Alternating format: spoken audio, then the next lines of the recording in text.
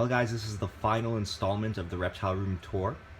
This is our third and final room. So I just have the lights closed actually, and what we're actually going to do is come over here and look at some of the tarantulas we have. We were actually fortunate enough to purchase an entire collection off somebody who had to get rid of their spiders. So let's see if I could show you guys some of them. That right there is a P. metallica, the Goody Sapphire Ornamental. Quite a sought after specimen, or spider I should say, species, whatever. Very good looking animal, in my opinion. Some people, they don't like spiders. Example, my girlfriend can't stand them, which is why I have none at my place. But we actually received 5 P. metallicas, 5 P. regalis, a smithy, a horn baboon, an OBT, which is an orange baboon tarantula, or an orange bitey thing as some people like to call them. So I'm just going to give you guys a look at some of them. You can see P. metallicas, all the Poecilotheria spiders are just very fast. See decent size on them. They have those really awesome yellow warning legs. The regalis actually also have those. So, and this one is burrowed. Here's one that we could see. So this is another P. metallica. Let's see if we could focus in a little bit better. So obviously they get a lot better looking as they grow. Right now they're all just small spiders. They're about an inch long, so they don't really have any of that crazy color. I'm not going to bother showing you guys all of them because I don't want to bother them too much. Obviously, like most tarantulas, they don't really like the light. They're very fast moving, and I'm not trying to stress them. So let's move on to this animal over here, right beside, and let's fix this camera so that the aspen isn't burning your eyes. This is really cool Zoomed 10 gallon. I really like the way they made them. This is one that we got as a sample from Anis at Zoomed.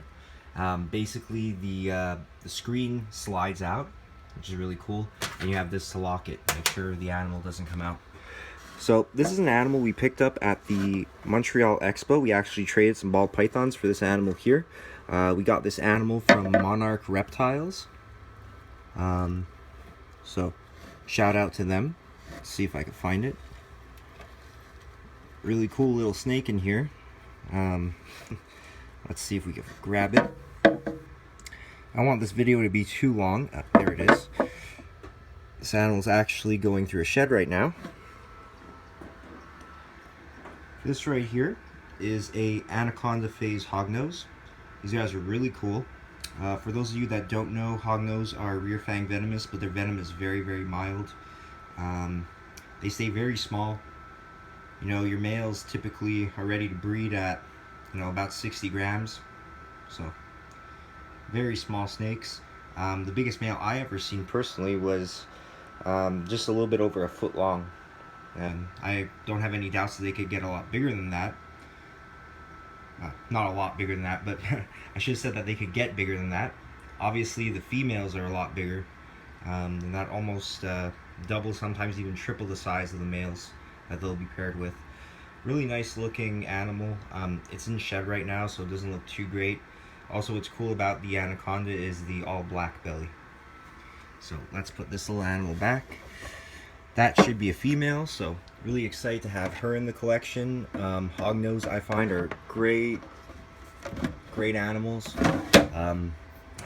They could easily be a very good starter snake for anybody, but people are typically put off by the fact that they are rear fang venomous.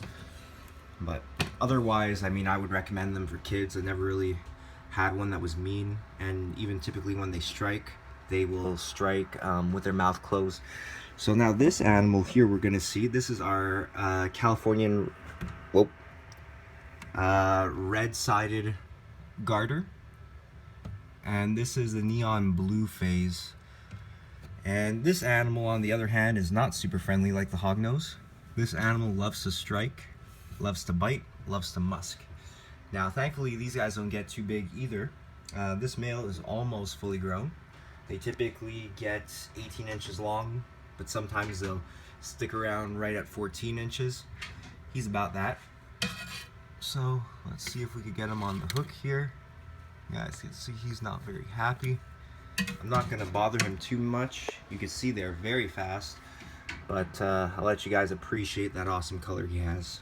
But yeah, he did just eat a fuzzy, so I'm not going to like piss him off too much. I don't want him to end up regurging. So this is more his real color. I know for a second there you just saw his stripe look kind of more yellowy, but this is pretty accurate as far as his color goes. Moving on, this is our male Rhino Ratsnakes cage. He's not currently in there. He's breeding to our female. These guys are just about some of my favorite animals that we have here. This is our pair of golden-tailed geckos. I'm actually going to grab the male because he's kind of prettier than the female. And just going to try to focus in there. You can see, obviously, the reason why they're called golden-tailed geckos. This is a Stropharis species. This, I believe, is Stropharis tanicata. Really bad with the Latin names, guys, so don't get too upset if I butchered that. I mean, if these geckos don't have the coolest eyes of any gecko species there is, then I don't know what does. You can see that silver around the pupil is just absolutely insane. So hopefully the female is gravid right now. I'm not going to bother her too much. She appears to be. We haven't gotten any eggs from them yet, though. Alright, let's go to the bottom here. The female is pretty much my favorite snake that we have in the collection, other than some of the ball pythons we have. I don't want to bother them too much because their tails may be locked, but here is the female. She is quite nice looking. She's actually really friendly. The male's kind of aggressive. If I could just touch the male. They're actually not locked up right now, so we will get a chance to look at them a little bit better. Here's the male. So, I mean, what is there really to say about this species? In my experience, you know, the male, like I said, he could be a little bit bitey, but the female is super tame. These guys stay small. They hardly need any heat. You just have to make sure your humidity is what it should be for them. You know, this is a mountain species, so you know, they come from a really, I don't want to say cold area, but you know, they really don't like temperatures to be too high. We actually only have like a little bit of heat tape on the bottom of them, and they do just fine. Our female is actually only 3 years old, and she's massive. So let me just get the male off, and they display really well. Believe it or not, if you keep these guys humid enough, they don't really tend to hide too much. I always find them out in the open. They love to, you know, bathe in their water bowl, or I should say soak in their water bowl, I guess. But really, really cool snakes. Let's grab the female. You guys can see that size difference. Our female is like a beast when it comes to eating. Sorry guys, you know, looking at my hand right now, but here's the female. And they were just locked before, so we're really hoping to finally produce some of these. We've had these animals for ever since they were little tiny gray neonates, and we were actually feeding them rosy minnows and fish. The female actually got on to rodents really quickly, and the male took a little longer.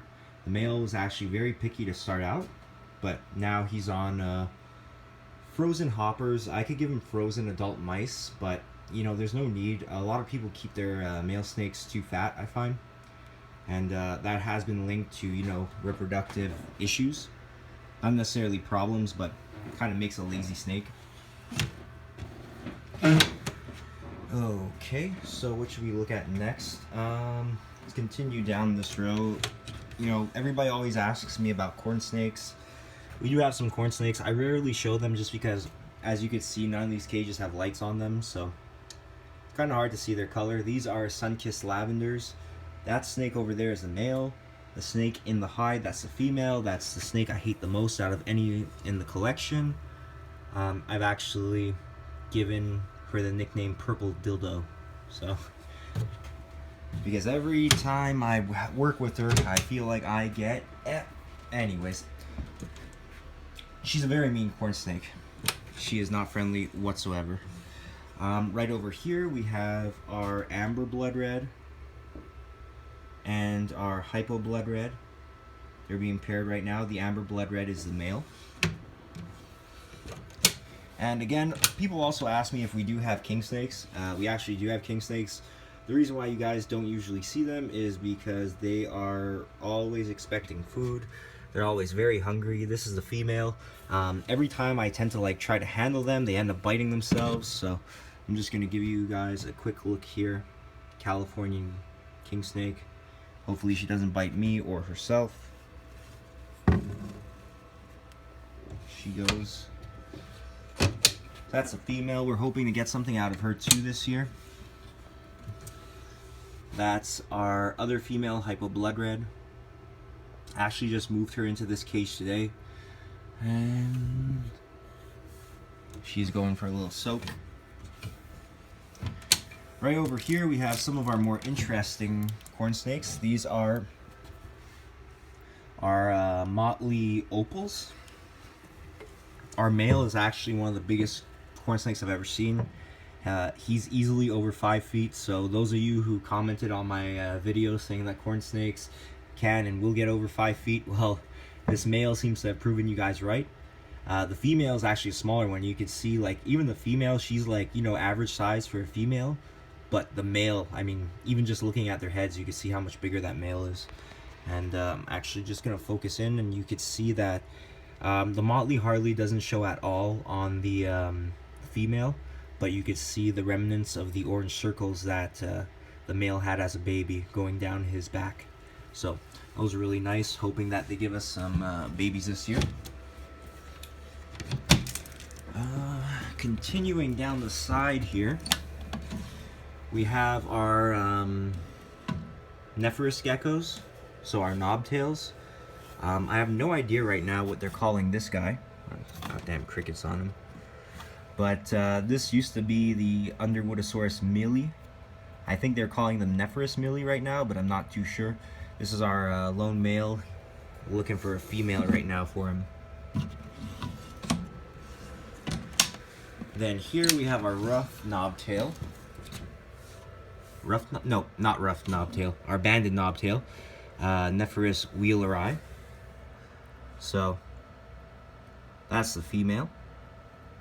These guys are cool because they change their colors big time. Like they'll actually be like red during the day, but at night and in the morning they're more pale. And a great example of this is this guy right here. So he'll actually be the same color as that female, but you can see right now he is basically white. So really cool, these little guys. They have lots of attitude. We've had great success producing these guys. They're super easy to breed compared to our Amiers, which I'm going to show you in a second. We actually produced this male ourselves. So, going to put him back in there. By the way, we have thermostats controlling all the heat tape under these cages. So that's one side of the room done. I'm not going to go through everything, but here is another Nephrous, just because we're like already at 14 minutes here. So this right here, hopefully she won't jump down. This is our Nephrous levis, so our smooth knobtail gecko. This is a Jesus. Well, somebody got excited. These guys have really cool eyes, and yeah, she just took a fall, so let's put her back in there. Let's not stress her out any more than we have to. So to avoid that happening again, we won't look at her her sibling, her sister that's over here.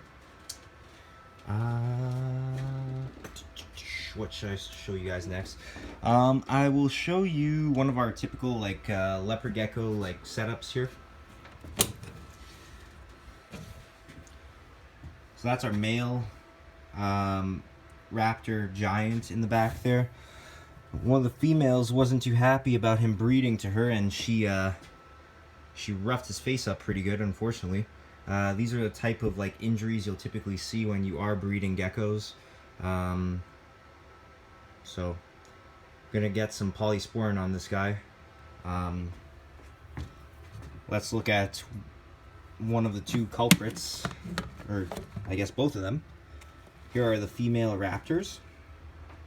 So this is their nest box, and forget what I just said he was, but what I meant to say he was is a Mack Snow raptor giant.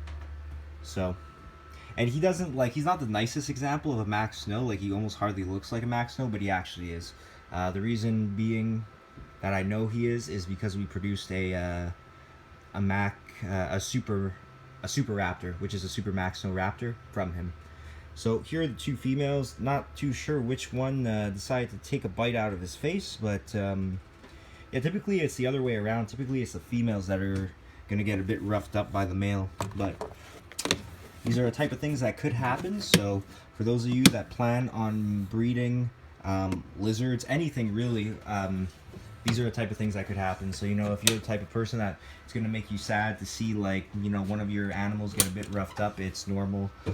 It's part of breeding, really.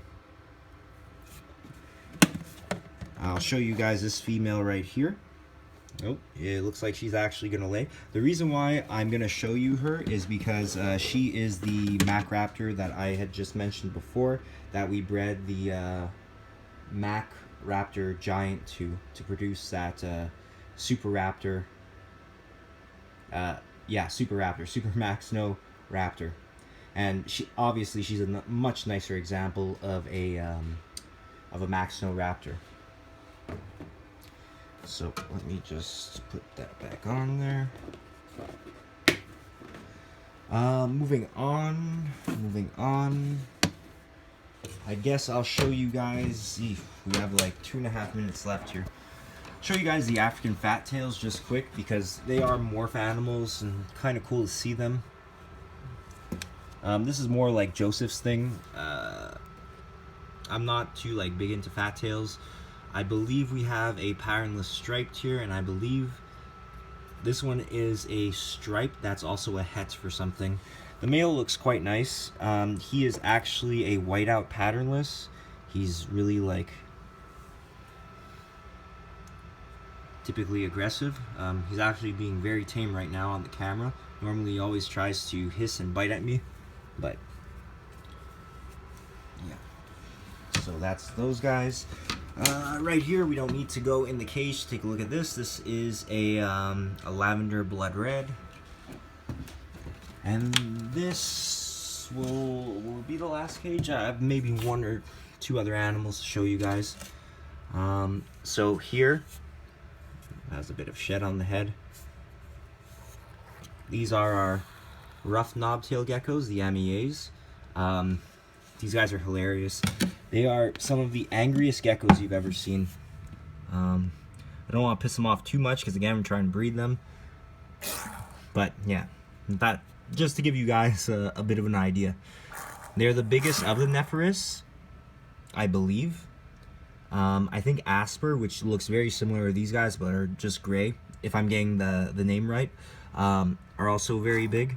But these guys they're super cool, really. They just have like these really big personalities, but nice looking geckos nonetheless. We have not had any success at reproducing these guys yet. Whereas, like I said, the Wheeler-Eye were super easy. These guys seem to be a little bit more of a challenge. You know, time is precious, or time is money, as they say, and right now it's kind of hard to be 100% into breeding every single animal that we have. You know, most of the stuff that doesn't need a season or whatever, or at least the animals that don't need really any type of cooling, like, will breed pretty easily. You know, the type of things that you don't really need to try to breed, that breeds fine for us. But I think these guys, and also the Stropharis tanicata, like, we need to put a little bit more time and effort into properly getting these guys to go for us. That's the video, guys. Hope you enjoyed it. There are other animals I didn't show, but hey, what are you gonna do? Hope you guys liked the video. Take care, and subscribe if you haven't. Like Safari Reptiles on Facebook. Thanks, guys. Bye.